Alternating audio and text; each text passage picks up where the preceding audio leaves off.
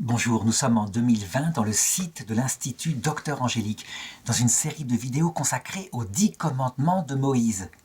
Et nous en sommes rendus, toujours dans la deuxième table de la loi, celle qui concerne l'amour du prochain, au 6e commandement, tu ne tueras pas. Ce commandement est connu comme tel, et il paraît comme tel exprimer les choses sans nuance, précisément. Tu ne tueras pas, point. C'est tout. Ça veut dire tu ne tueras pas un être humain. Et c'est vrai que son influence a durablement, ne serait-ce que parce qu'il est formulé comme si, sans condition, a, je dirais, influencé l'histoire de l'humanité. Ça veut dire que, peu à peu, même au cours de l'histoire de l'Église, on en est arrivé à comprendre, et on l'a vu récemment avec les décrets du pape François qui a déclaré qu'il fallait le reconnaître, la peine de mort était, je dirais, il ne fallait plus l'appliquer du tout. On a des prisons solides, il faut passer à quelque chose d'autre que cette peine de mort qui est, pour l'humanité, quelque chose, une sorte de honte, une sorte de, je dirais, d'acte en soi mauvais. On ne peut pas dire que la doctrine de l'Église a changé avec le pape François, mais la pastorale a changé nettement. Ça veut dire que quand on regarde la première formule du catéchisme de l'Église catholique, celle de Jean-Paul II, il disait « La peine de mort est toujours un mal, évidemment. Mais on ne peut pas dénier aux États, je dirais, la possibilité de le faire de temps en temps, ne serait-ce que quand on ne peut pas faire autrement, quand un criminel, avec des crimes particulièrement atroces, a pu profondément scandaliser. On le voit, la peine de mort a toujours été un mal, mais il y avait des fois où elle était acceptée. Avec le pape François, il n'y a plus de fois où elle doit être acceptée. En réalité, je dirais, il va peut-être un peu vite. Il y a des pays d'Afrique où les pays ne sont pas solides, où si on relâche certains criminels, il y aura des récidives atroces, c'est évident. Où la prison à vie ne peut pas être appliquée, alors qu'il faudrait parfois qu'elle soit appliquée. Il n'empêche que, sous l'influence de ce commandement qui vient des Juifs, eh bien, la peine de mort, au fur et à mesure que les prisons seront de plus en plus sûres, disparaîtra au profit, dans les cas ultimes, de la prison à vie. À l'époque de Moïse, il faut le savoir, les choses sont très différentes. Ça veut dire que ce commandement est donné comme ça sur les tables de la loi, puis ensuite Moïse, eh bien, il donne d'autres choses. Et regardez ce qu'il se passe, donc puisque le commandement est donné en Exode chapitre 20 verset 13, en Exode chapitre 21 verset 12, je lis les passages. Il y a toute une série de condamnations à mort. Quiconque frappe quelqu'un et cause sa mort sera mis à mort. Mais si un homme va jusqu'à le tuer, jusqu'à tuer un autre par ruse, tu l'arracheras même de mon autel pour qu'il soit mis à mort. C'est-à-dire que même, je dirais, le temple de Dieu n'est plus une protection pour lui. Qui frappe son père ou sa mère sera mis à mort. Qui enlève un homme, qu'il l'ait vendu ou qu'on le trouve en sa possession, sera mis à mort. Donc la prise d'otage vaut la peine de mort. Qui maudit son père ou sa mère sera mis à mort. Alors on pourrait se dire, il y a donc une contradiction entre ce commandement de Dieu qui est, je dirais, sans condition, tu ne tueras pas, et puis ce qui suit. En réalité, il faut le comprendre, Dieu a peu à peu changé lui aussi sa pastorale sur l'homme. Ça veut dire que là, il s'adresse à un peuple du néolithique, de l'âge du bronze, un peuple primitif, un peuple au cœur dur. Eh bien, tout en donnant le commandement, la doctrine universelle, tu ne tueras pas, la pastorale est celle de leur cœur. Ça veut dire qu'ils l'appliquent selon leur cœur et selon la dureté de leur cœur. Quel est l'avantage d'une telle pastorale? Eh bien, ils subissent les malheurs que leur cœur eux-mêmes aiment. Non pas qu'ils aiment les malheurs, mais ils en aiment la cause. Ce commandement en particulier, qui maudit son père et sa mère, ou sa mère sera mise à mort. Il est évident que les hommes aiment leurs enfants, et qu'on sait très bien qu'un enfant, parfois, pris dans une colère, peut dire des choses qui le dépassent. Il n'est pas naturel à un père ou une mère de mettre à mort son enfant pour un acte qui peut venir de la colère. Or, la loi le dit, et donc quand c'est arrivé, on peut dire que c'est la propre dureté du cœur des parents. Les parents normaux, qu'est-ce qu'ils faisaient? Ils cachaient cette malédiction, ils n'en parlaient pas, ils disaient tu arrêtes de parler comme ça, ils donnaient une correction, mais certainement pas la mise à mort, mais dans la dureté totale. Les effets venaient venant de la propre dureté des parents qui agissaient comme cela. Évidemment, les gens s'en rendaient compte, et donc peu à peu, parce que leur cœur devenait moins dur, ils ont su contourner ces lois et ne pas appliquer comme ça matériellement les peines de mort du commandement de Moïse. Même dans les peuples, je dirais actuellement, qui reviennent aux lois anciennes, principalement chez les musulmans, donc des peuples qui reviennent à certains commandements de la loi de Moïse, on voit bien que les parents contournent. Par exemple, normalement, une jeune fille qui est enceinte alors qu'elle n'est pas mariée, elle devrait être lapidée. Ça, c'est repris de l'islam dans le judaïsme. Qu'est-ce que font les parents dans ces cas-là? Parce qu'ils savent très bien que leur jeune fille, elle a simplement couché avec son copain la plupart du temps. Mais qu'est-ce qu'ils font? Ils contournent la loi en disant « il l'a violée ». Et donc, selon la loi de Moïse, ou la charia, il doit l'épouser pour lui remettre son honneur. Et donc les jeunes gens, très contents, sont forcés de se marier alors qu'ils s'aiment. Je ne veux pas parler évidemment de ce qui se passe parfois au Pakistan, où on voit des vrais viols, où on force la jeune fille, qui est déjà suffisamment traumatisée, à se marier avec son vrai violeur. Là, ce sont des gens qui, évidemment, n'ont pas un cœur humain. Ils prennent matériellement la loi, et donc ça a existé. Dans ce cas-là, ils se mettent sous le régime purement légaliste de cette époque. Le cœur dur provoque qu'on périt par son propre cœur dur. Et on est sauvé par là. En ce sens que c'est un tel malheur, une telle douleur, que quand on voit à l'heure de la mort apparaître le vrai ange de Dieu, qui est amour et humilité, évidemment, on se tourne vers lui, on est libéré par lui, on est sauvé par lui, lui qui conduit à Jésus-Christ, vrai Dieu et vrai homme, dont j'ai mis l'image derrière moi. Donc en fait, quand on lit directement ce texte, et même à notre époque, « tu ne tueras pas », en fait, il faudrait le traduire pour le préciser en disant « tu ne tueras pas l'innocent ». Là, c'est parfaitement évident. C'est déjà compris à cette époque-là. Par contre, il porte en lui ce qui sera l'évolution dans le christianisme. Tu ne tueras pas le coupable. Tu mettras une peine qui lui permette de s'amender, de payer pour ce qu'il a fait, et éventuellement un jour d'être sauvé. Mais là, on n'en est pas là à l'époque de Moïse. Ce qui est certain, c'est que ces hommes à l'époque de Moïse, étant, je dirais, des personnes qui croyaient en Dieu, qui croyaient en la justice de Dieu, qui ne croyaient pas encore forcément au jugement dernier et à la vie après la mort. C'est des choses qui viendront dans la foi juive beaucoup plus tard. Mais de toute façon, ils pensaient que la justice de Dieu frapperait sur terre si on n'observait pas ses commandements. Résultat, par peur de Dieu et par peur charnelle d'une peine terrestre, eh bien on faisait attention à ne pas tuer le petit enfant qui venait de naître, à ne pas tuer non plus le vieillard dépendant, celui qui devait compter sur nous, et dont le commandement précédent disait « Honore ton père et ta mère afin de vivre longtemps sur terre ». Par la suite, dans la loi juive, sous l'influence des prophètes et en particulier de l'invasion de la Grèce, est apparue en Israël l'idée que l'âme elle-même était immortelle et que lorsqu'il n'y avait pas de justice sur terre, la justice viendrait dans l'autre monde avec le jugement de Dieu et la possibilité de l'enfer, du purgatoire, du paradis. On voit ça très nettement dans le deuxième livre des Maccabées, au chapitre 12 je crois. Toujours est-il que, du coup, on respecte la vie innocente de sa naissance à sa mort, pour des raisons, cette fois, de risque par rapport au jugement éternel. On sait très bien, on a fini par comprendre que, quelquefois, les gens extrêmement irrespectueux, le malheur ne les frappait pas sur terre. Mais on a fini par se dire que de toute façon, un jour la justice viendrait.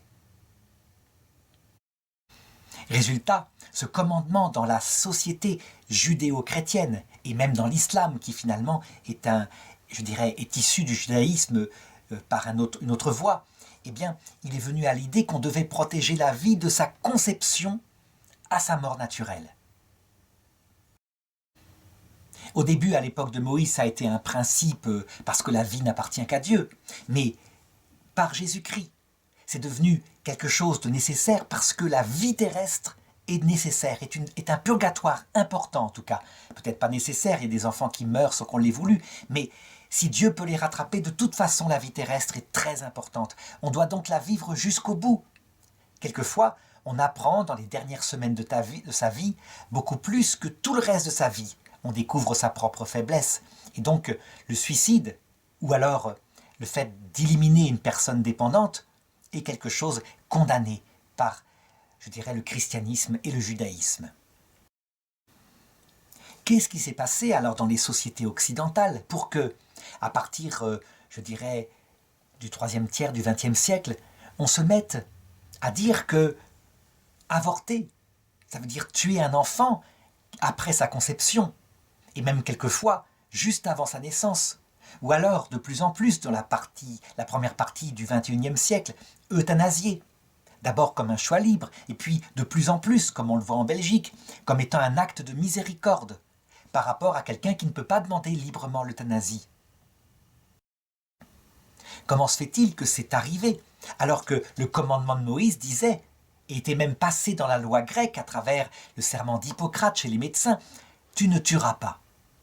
Eh bien, c'est venu de quelque chose de spécial, qui a été déjà vu dans le monde, mais qui est tout de même assez rare.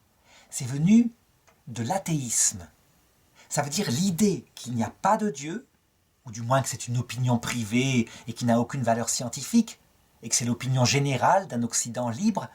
Cette idée-là a eu comme conséquence de dire qu'il n'y avait pas non plus d'âme immortelle chez les enfants, que la vieillesse ne servait à rien quand elle arrive avec la souffrance, parce qu'elle n'est pas rédemptrice, cette souffrance-là. Ce qui compte, quand il n'y a plus que la vie terrestre, qui est physique, physiologique, c'est de la vivre dans le plaisir. On a vu ça particulièrement avec la révolution sexuelle de mai 68, où tout était centré sur carpe diem, vivre heureux maintenant, tant qu'on est jeune. La conséquence de cela, c'est que tuer un enfant non voulu par sa mère, jusqu'à un certain nombre de semaines, on a quand même eu du bon sens pour dire, attention, à un moment donné, on voit bien que c'est un enfant, il ne faut pas non plus trop s'asseoir sur le réel. Mais tuer un enfant non désiré n'est pas tuer. En fait, il n'y a pas d'âme, donc il n'y a pas de conséquence. Il n'est pas conscient ou à peine conscient. C'est comme si on éliminait un corps étranger. De même, éliminer par amour, par bonté, un vieillard abandonné ou une personne en état de grande souffrance par la maladie, et préférer cela au fait de lui donner de la morphine qui lui permettrait peut-être de passer outre la souffrance, est devenu quelque chose de naturel, en effet. À quoi ça sert de prolonger quelque chose où la personne elle-même a l'impression de peser sur sa famille quand elle en a une, et puis, ou d'autre part, il n'y aura rien après la mort. Donc on peut dire que c'est le matérialisme athée qui est un humanisme, c'est-à-dire qui fait attention aux êtres humains, qui a eu comme conséquence logique de contourner le commandement de plus en plus, au point, en Belgique, de vouloir même contourner le serment d'Hippocrate pour faire de l'avortement un acte médical, ce qui obligeait à dire que celui qui jure de ne jamais se servir de ces substances chimiques pour tuer, là, en fait, ne tue pas. Il fallait bien réformer le serment d'Hippocrate pour être logique. Donc pourquoi j'explique ça ? Pour bien que les croyants juifs, chrétiens, musulmans comprennent la logique des humanistes athées. Ils n'ont pas l'impression de bafouer le commandement, si ce n'est pour l'euthanasie. Pour l'avortement, certainement pas. Dire que c'est un enfant qu'on tue, pour eux, c'est une aberration, au point qu'on a vu Hollande, le président Hollande, dans les années de sa présidence vers 2015, vouloir faire passer sur Internet une loi contre les sites qui disaient qu'il y avait un traumatisme post-avortement, comme étant une fake news, ça veut dire un mensonge venant des religions, qui faisait croire aux jeunes femmes qu'elles avaient perdu un enfant. Alors que ce n'était pas un enfant, elles n'en voulaient pas, c'était un bout de chair. Une loi condamnant cela. Donc, à l'encontre, je dirais, le ressenti fondamental qu'ils estimaient créé par les milieux croyants.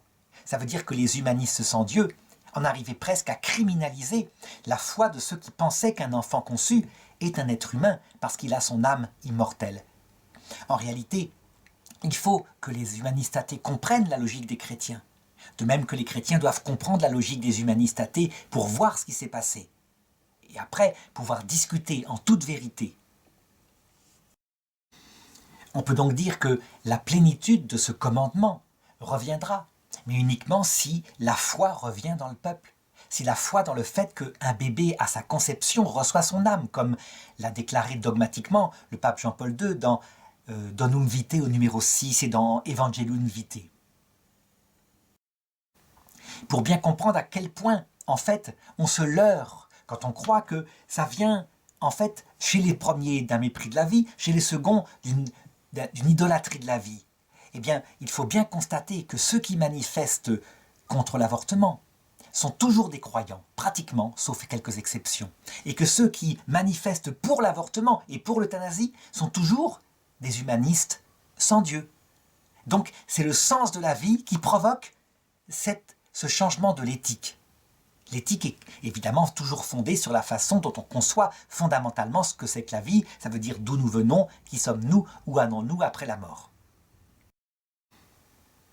Alors je voudrais maintenant parler d'une autre chose qui paraît annexe par rapport à ce commandement, mais que peut-être des enfants se poseront la question. Qu'en est-il de tuer les animaux?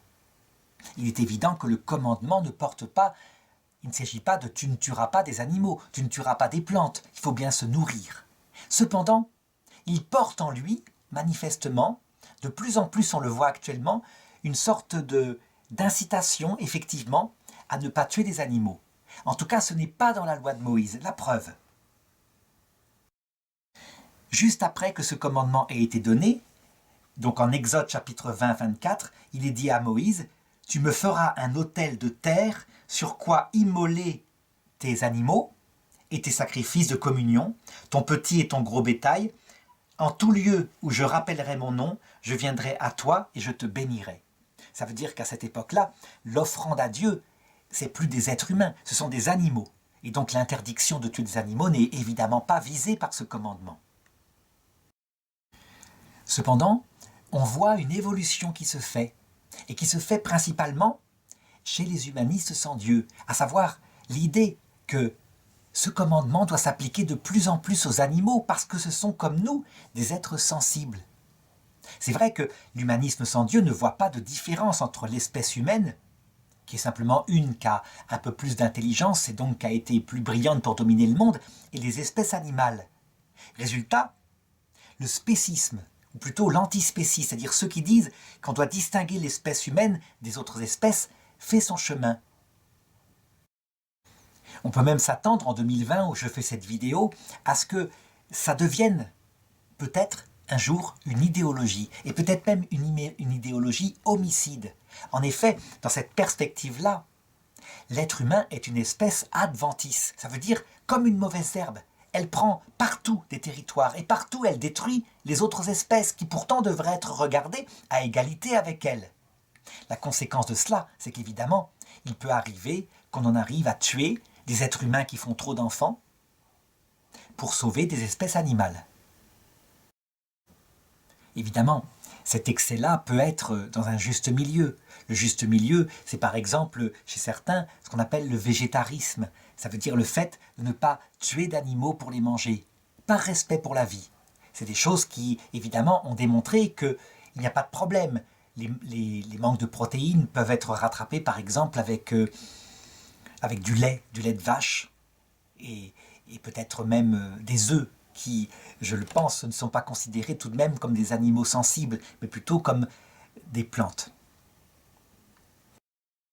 En tout cas, des êtres qui s'en sont encore à l'état végétatif. Je pense qu'un jour, une génération en arrivera à bannir le fait de tuer un animal pour le manger.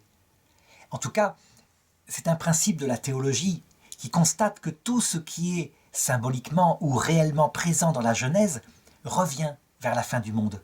Or, au début de la Genèse, Adam et Ève, dans le paradis terrestre, ne mangent que des plantes. C'est beaucoup plus tard, avec Noé, après le déluge, que viendra l'autorisation de manger des animaux. Donc est-ce que c'était réel, est-ce que c'était symbolique? C'était évidemment symbolique. La science montre bien que dans le paléolithique, l'homme mange de la viande, ce sont des chasseurs-cueilleurs. Mais je veux dire par là que quelquefois, ça se réalise réellement vers la fin du monde, et sans doute pour signifier la proximité de cette fin du monde. Alors je voudrais terminer cette vidéo en manifestant maintenant que je pense qu'il y a certaines choses qui, à mon avis, jamais ne disparaîtront totalement de la Terre. Jamais. À savoir, des cas particuliers. Bon, je l'ai dit, le principe universel « tu ne tueras pas », il ne trouve pas d'exception. C'est vrai. Même tuer un coupable, comme le dit le pape François, c'est un mal en soi. Mais parfois, disait le pape Jean-Paul II, c'est un moindre mal par rapport à quelque chose de pire qu'il pourrait faire, comme par exemple retuer, récidiver, etc. Le pape François dit « on peut arriver à ce que ces cas-là n'existent plus jamais », ce qui est assez étonnant de sa part, parce qu'il a plutôt le sens de la réalité qui est diverse, qui est multiple. Pour ma part, je pense qu'on ne pourra jamais, jamais, à 100%, faire disparaître des cas de mise à mort. Ne serait-ce que, par exemple, dans l'acte de la légitime défense, par exemple, si quelqu'un en attaque un autre et que pour se défendre, il est obligé de le tuer, alors il vaut mieux ne pas le tuer, l'assommer simplement, mais c'est facile à dire. Et puis dans le cas d'assistance à personne en danger, ça veut dire qu'il n'y a rien à faire. Je me rappelle, nous sommes ici, je me rappelle une scène qui s'est passée en 2019, où, à la préfecture de police de Paris, un collègue, apprécié de ses collègues depuis 20 ans, s'est mis à poignarder tout le monde. Il a fait 4 morts. Et là, il y avait un jeune policier qui était de faction, qui l'a vu sortir avec un couteau ensanglanté, qui lui a fait 3 sommations, et l'autre s'est précipité vers lui pour le tuer avec son couteau à la suite. Eh bien, il a tiré. Il a tiré où? Ben, évidemment, il a tiré là où c'est le plus facile de l'avoir, c'est-à-dire la partie large du torse. C'est comme ça. Et donc, il l'a tué.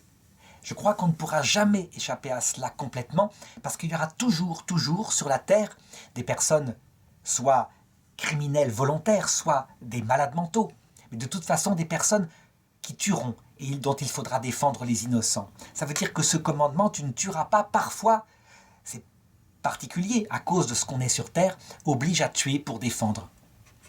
Est-ce que la guerre, par contre, pourra être évitée? Complètement. Oui, probablement. Ça, c'est quelque chose de plus facile à éviter parce que ça implique une sorte de police mondiale. Et le pape Benoît XVI en parlait, le catéchisme de l'Église catholique aussi le disait, tant qu'il n'y aura pas une police mondiale capable d'arrêter l'antique malédiction de la guerre, eh bien, il y a des fois où elle sera nécessaire, mais à titre de moindre mal, évidemment. Mais de moindre mal, par exemple, comme faire la guerre à Hitler, c'était absolument nécessaire, il n'y avait pas d'autre possibilité. Alors il est possible que certaines personnes objectent que lorsqu'il s'agit de défendre sa propre vie quand on est chrétien, il ne faut pas tuer, du tout, jamais. Qu'il faut éventuellement pas se défendre parce que Jésus dit quand on te donne une gifle, tends l'autre joue.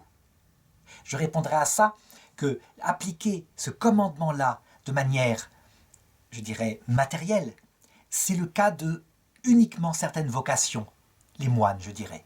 Pourquoi? Parce qu'eux font vœu de ne plus avoir de vie propre. Et donc éventuellement, un moine solitaire qui ne se défendrait pas lorsqu'on l'attaque, qui se laisserait assassiner, ça peut être un choix lié à, je dirais, au témoignage de ce que dit Jésus. Mais Jésus lui-même n'a pas fait cela. Lorsqu'on lui a donné une gifle lors de son procès, il a répondu en regardant vertement celui qui l'avait fait. « Si j'ai mal parlé, dis-moi ce que j'ai mal dit. Si par contre j'ai bien parlé, pourquoi me frappes-tu » En réalité, lorsque on a charge de famille ou charge d'âme, comme par exemple c'est le cas parfois de certains prêtres comme Saint Jean Bosco, qui était chargé de milliers d'enfants du côté de Turin, et on a voulu l'assassiner. Il y a eu un complot terrible pour l'assassiner alors qu'il passait dans la rue. Eh bien, il s'est défendu avec sa canne. Et il ne s'est pas défendu, je dirais, avec de l'eau bénite. Il a donné des grands coups de canne et il a amené l'assassin à la police. Pourquoi il a fait cela? Parce qu'il le disait. Je ne peux pas me permettre de mourir maintenant. J'ai charge d'âme. De même, un père de famille qui serait attaqué dans sa maison doit défendre sa vie si sa famille dépend de lui et doit défendre les siens. Est-ce qu'évidemment, on est obligé de tuer dans ces cas-là? Ben je dis, celui qui connaît ce que c'est que l'action sait que parfois, on ne va pas frapper à la jambe, on va frapper à la tête. Et donc parfois, ça provoque la mort. Mais l'essentiel est évidemment de défendre la vie innocente. C'est ce que dit ce commandement-là. Donc attention, je dirais, au pacifisme absolu, même en cas de guerre. Attention, je dirais, à faire d'un principe universel qui est donné là, quelque chose qui s'appliquerait dans tous les cas. Le réalisme, la réalité n'est pas comme cela. Il faut donc garder toujours ce principe à l'esprit. Tuer est toujours un mal, mais avoir le bon sens et les pieds sur terre pour savoir que, espérons que nous ne serons pas mis dans une situation où nous serons contraints, pour sauver une vie, de tuer une autre vie.